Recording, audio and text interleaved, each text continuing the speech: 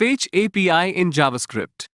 The Fetch API in JavaScript is a modern, powerful way to make HTTP requests.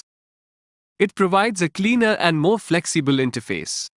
For example, this is a API of FakeStore API, and we fetch this API by Fetch API and get the data by write, fetch and pass the API link.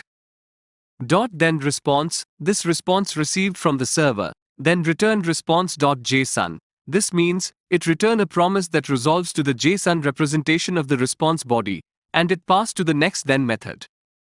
Then get data, and console log the data. Then catch the error, if any.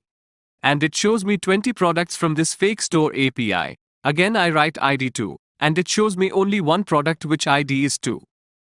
Again I write data.title, and it shows me the title of the product.